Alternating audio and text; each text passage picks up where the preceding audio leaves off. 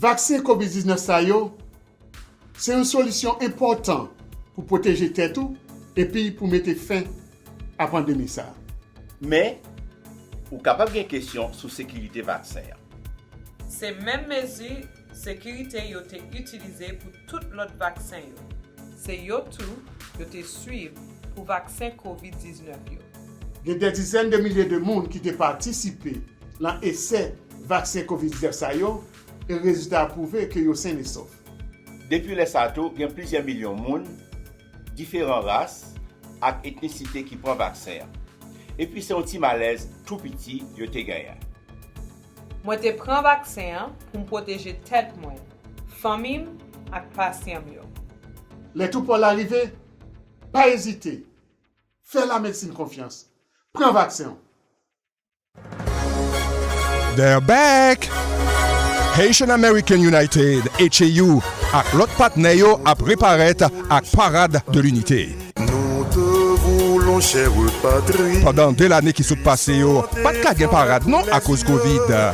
Année ça, dimanche 15 mai, Boston bay tout haïtien feu vert pour aller marcher dans parade de l'unité. N'a quitté Madapen Square kou Ines Sonnen pour aller finir dans Harambee Park, Gott Talbot Avla.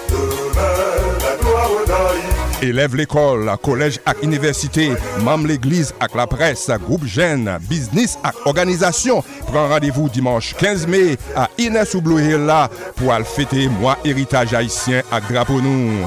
Relais HAU pour plus d'informations dans 617 417 84 21 ou bien 617 799 7009. Bonne fête drapeau, bonne fête mois héritage haïtien.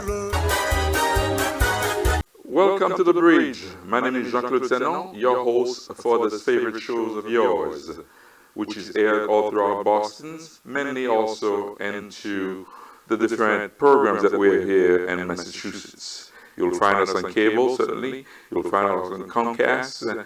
You'll also find us on Facebook and all the other medias that we use, the medium that we use. Today I'm so excited.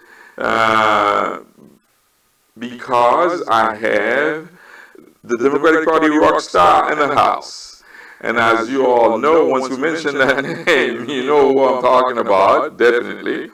But before I introduce her to you, we have a couple essential things that we're going to be discussing. However, she is a friend. I'm going to tell you this. And I want my rock star to feel at home as if she was right here in Dorchester with me, or in Mattapan. There won't be no pressure. This is not the mainstream media. We're going to move along with it right away. Almost on a regular basis, we bring you artists, activists, politicians, and community leaders to inform you and educate our community. We learn from them, discussing our concern and engaging on a lively dialogue. Today, my guest is a rock star in the Democratic Party. Please help me welcome Congresswoman Ayanna Pressley of the Massachusetts 7th District. How are you today? Wonderful. It's so good to be with you. You know, and I'm so proud of you. It's been just incredible all these many years to see your platform and your influence continue to grow. Listen, we went way back. I don't want to sit down and reminiscence because we have other important issues to discuss. But however, I remember I first met you together with Bernadette at the Kerry's presidential campaign. This is where you got my foot wet into the political arena. I got involved into the campaign. I rushed into New Hampshire as well as Florida, and I've learned so much from that time. But I must also tell everybody that I ran against Ayanna in 2009, where the first time in the city of Boston, 15 people was running for city councilor. You also have had experience prior to coming to Boston and Washington. And those experiences really helped you not to become a total stranger when your turn came to leaving the city of Boston as city council at large to move over there. I'm thinking all these things were very helpful to you because knowing the turf was very nice for you to get adapted by the time that you get over there. But well, I do just want to say that we didn't run against each other. We were both running for an open seat. Yes. You ran an inspiring campaign that was very robust. And although you did not get the outcome that you were seeking, you still showed the strength of the electoral strength of the Haitian community. And then I was very honored to earn your endorsement in the general. So, and that was certainly pivotal to my success. And so I thank you for that. And now here we are. Yes, and you are certainly representing one of the major chunk of the Haitian community and throughout the United States, because the 7th district really has a lot of us in it. I know that you're also running for re-elections, because it's every 2 years that Congresswoman has to run for office. And hopefully someday you don't have to do that. It'll be a whole 6 years. We're just praying on that. Let's get started. Yes. Your tenure in there, inside of Washington, has brought a lot into Massachusetts. Tell us some of your accomplishments. Well, Jean-Claude, I've been serving in Congress a little over 3 years now, and I certainly could not have anticipated that I would be serving at so many critical inflection points at a time of unprecedented challenge and hardship. When I was elected to Congress, we were in the middle of a federal government shutdown. I served in a Democratic majority House that twice impeached Donald Trump. Of course, we find ourselves still in the midst of a global pandemic and beginning to do the work of recovery from this pandemic-induced recession. And so I ran for this seat because the Massachusetts 7th, which includes majority parts Boston, Cambridge, all of Somerville, Randolph, Everett, Chelsea, and Milton. This is a vibrant, diverse, and dynamic district, in large part because it is the third largest concentration of the Haitian diaspora in the country. But it's just an incredible district. And it is the most unequal in this delegation and one of the most unequal in the country. And so that's the work that I've remained squarely focused on. Jean-Claude, I say policy is my love language because inequity and disparity and racial injustice were codified through our laws very precisely. And so I think the path forward must be one where we legislate justice and healing and equity in the same way that we have legislated hurt and harm onto Black folk and all marginalized communities. And so some of the things that I'm proudest of, I'll just lift three. I serve on the Financial Services Committee.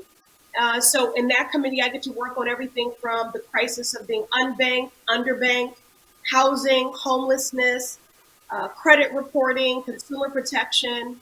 And so again, economic justice is really central to the work that I do, because in a 3-mile radius from Cambridge to Roxbury, life expectancy drops by 30 years and median household income by $50,000.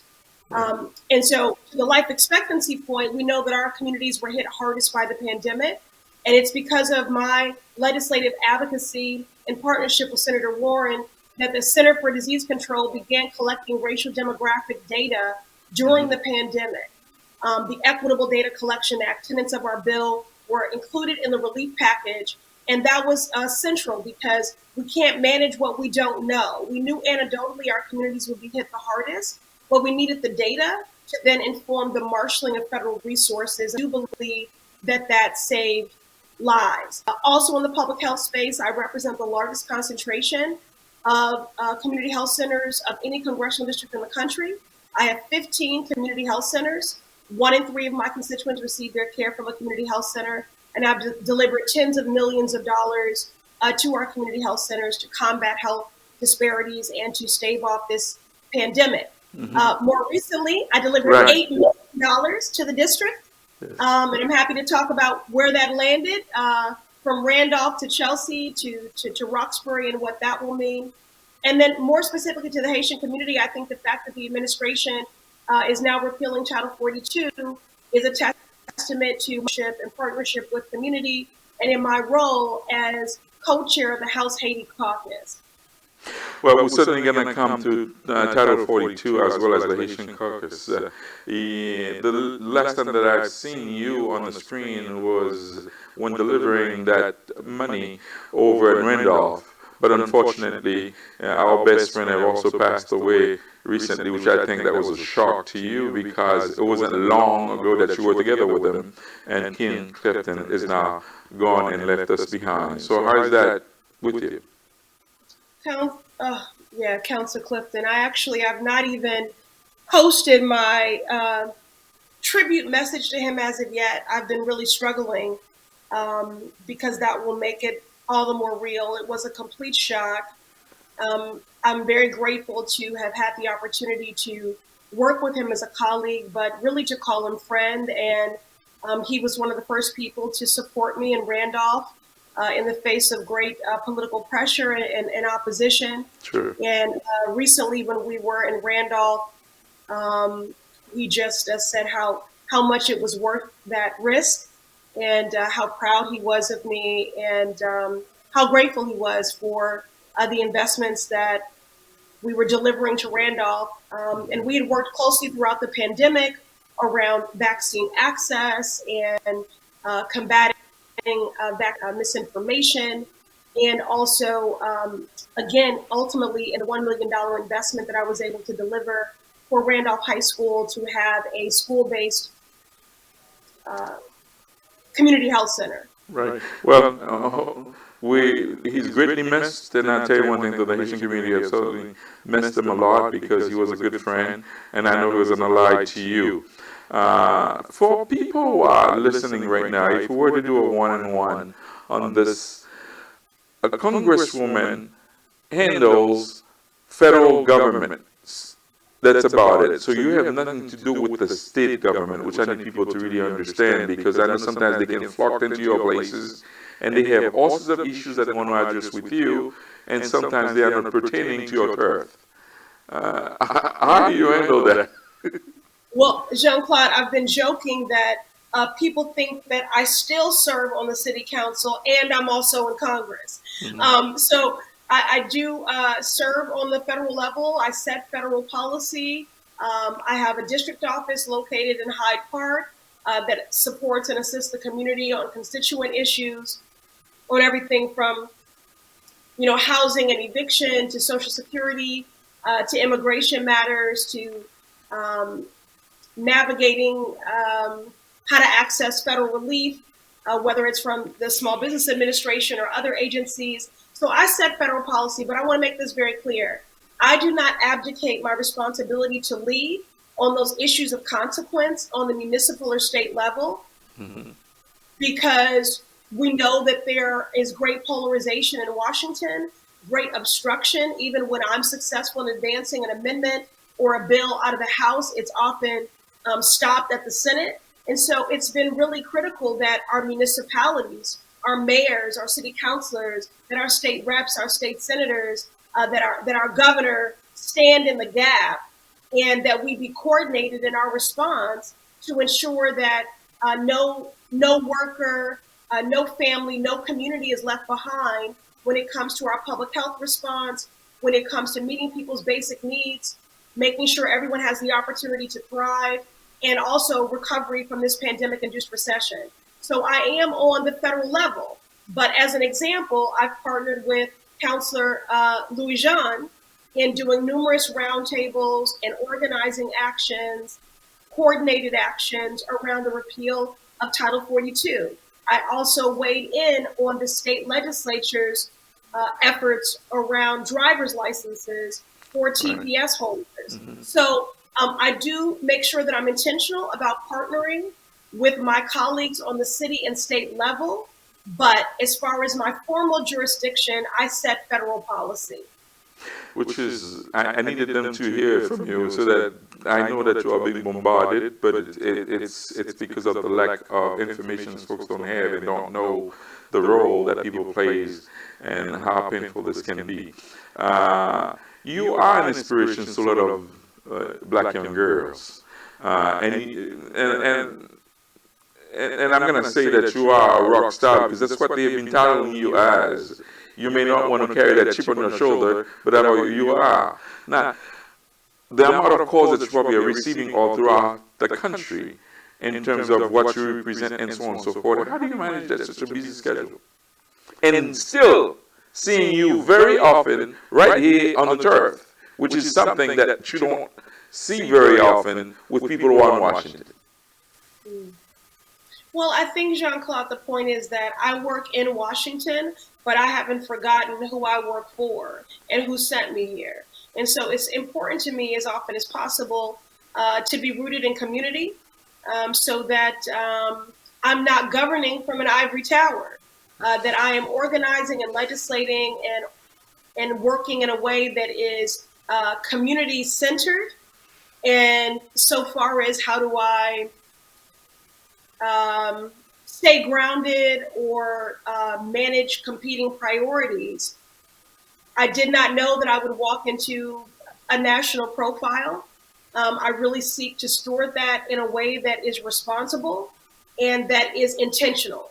So although I am invited regularly to be on late night talk shows and to do cable news media and things like that, I'm not in this for political celebrity. And so whatever I do because I've got a purpose. If you're going to see me on somebody's couch late night or on cable news, it's because I'm touting a policy or I'm on the front lines of the resistance of something and calling out an injustice.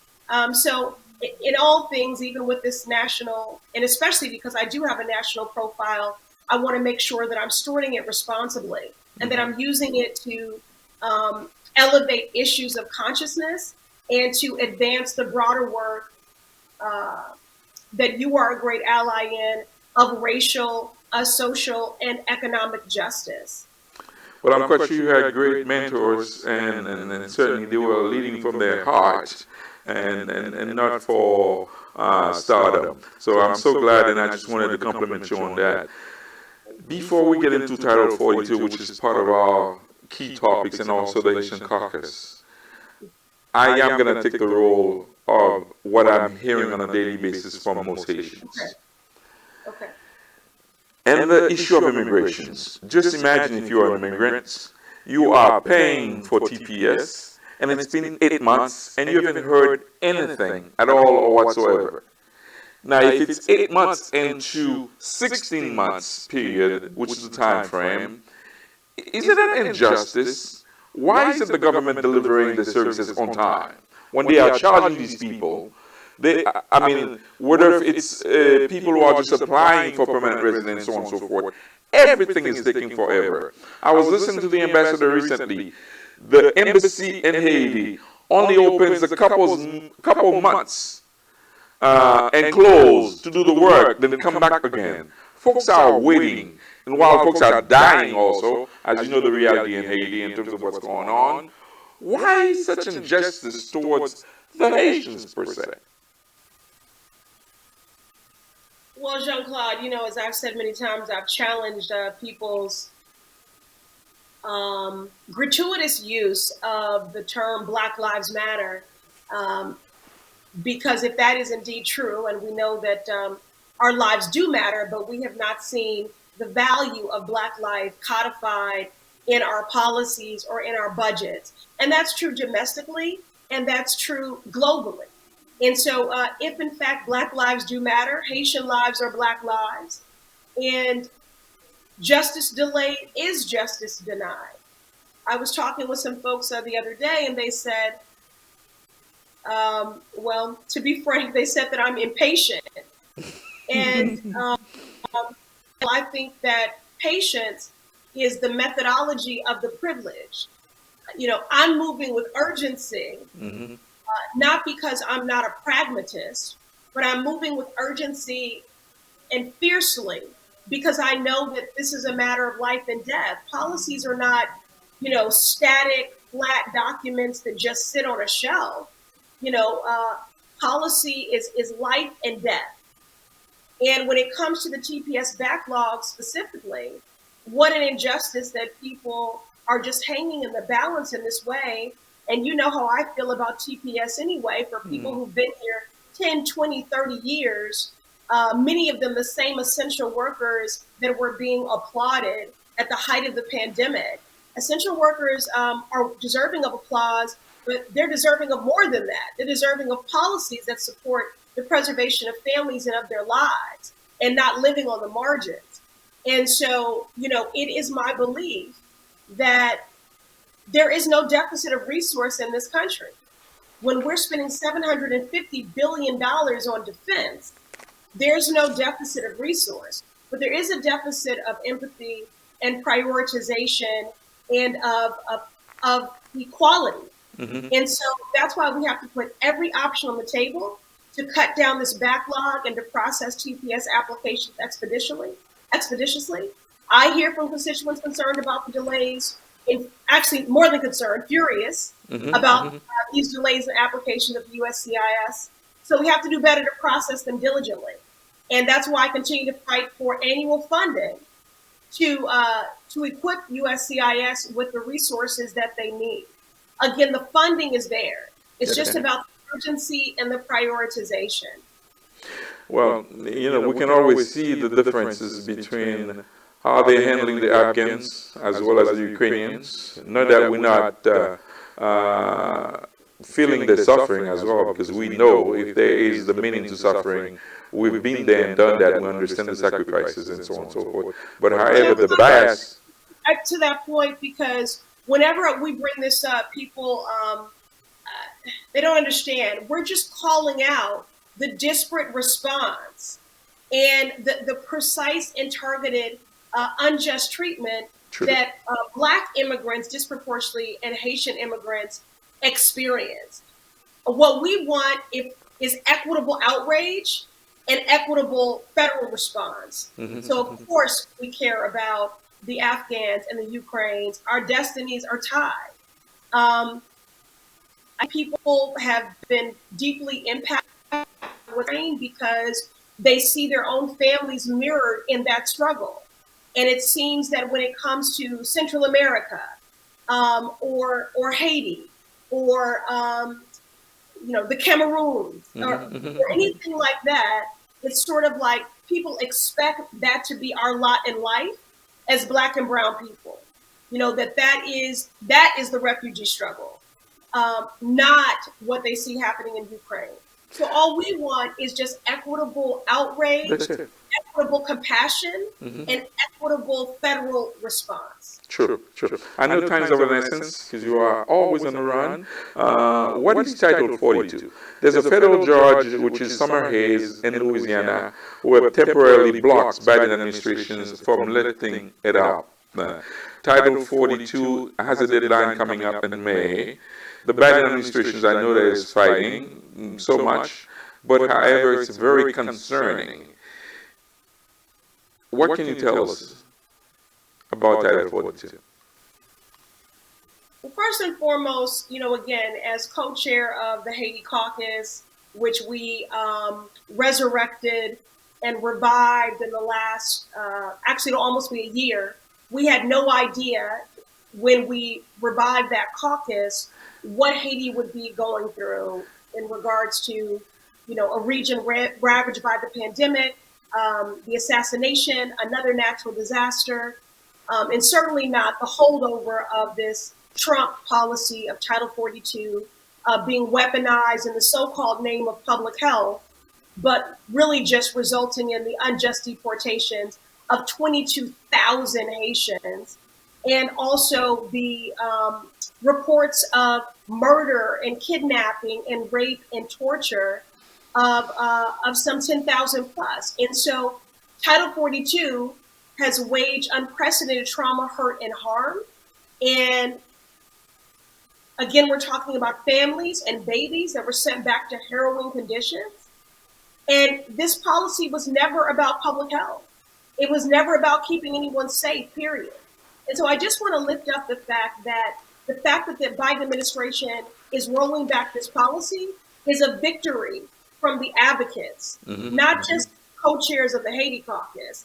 It's because of families and advocates and, HAU and Haitian media. We kept the pressure up, and we have to keep the pressure up. President Biden did the right thing when he announced the end of Title 42, and he's got to stay the course. And if we need to fight this in the courts, then so be it. Mm-hmm. So Jean-Claude, it's important that we keep the pressure up so that the president keeps his eye on the prize here. Yeah. Mm-hmm. Mm-hmm. You know, and the fact of the matter is that Title 42 policy did not make our border any safe, despite what some may say on the other side of the aisle. And it was a cruel, inhumane, racist policy that needed to be repealed, and it must be phased out without delay.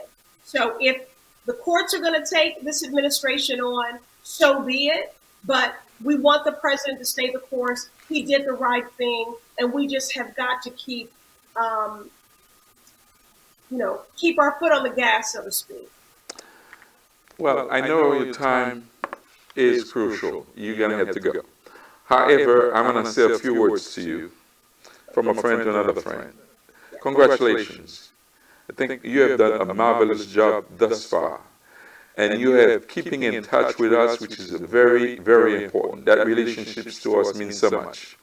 Representing us also in there, since we don't have a Haitian sister, but today I'm going to declare you an honorary Haitian because of what you have done with the Haitian caucus, okay? Keep up the good work, keep up the faith, and keep on mobilizing us to really help you with what you got to do to accomplish the task. I know it's not easy, and especially when you have your heart in it.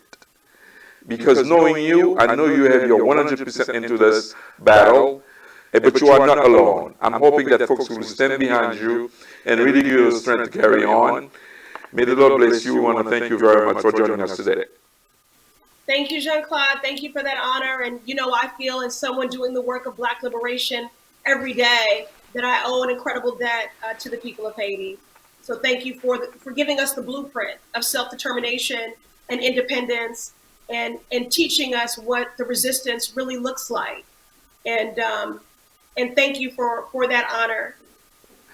A pleasure having Ayanna Pressley in the house with us today. And I think this is going to have quite a few views and a lot of people are going to listen to it. So thank you so much. Enjoy the months coming up, which is the month of May, the month of flower, and also the month of Haitian heritage. Looking forward to seeing you in Boston. Yes, we'll be seeing each other. And definitely, and I'll be back here too. Okay. Thank you. Right. Take care. Bye-bye. Vaccin COVID-19 sa yo, c'est une solution importante pour protéger tête et puis pour mettre fin à la pandémie ça. Mais, ou capable de question sur sécurité vaccin. C'est même mesure sécurité yo te utilisé pour tout l'autre vaccin yo. C'est yo tout yo te suivre pour vaccin COVID-19 yo. Il y a des dizaines de milliers de monde qui ont participé dans l'essai vaccin COVID-19 ça yo et le résultat a prouvé que yo sain et sauf. Depuis les sato, il y a plusieurs millions de monde, différentes races et ethnicités qui prennent vaccin. Et puis c'est un petit malaise tout petit yo te gagné. Moi te prends vaccin pour protéger tête moi, famille et patient yo. Les tout pour l'arrivée, pas hésiter. Fais la médecine confiance. Prends vaccin. They're back!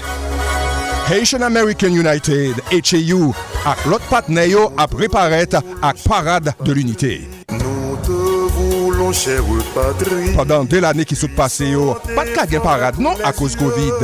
Année ça, dimanche 15 mai, Boston bay tout haïtien feu vert pour al marcher dans parade de l'unité. N'a quitté Madapen Square kou Ines Sonnet pour al finir dans Harambee Park, Talbot Avla.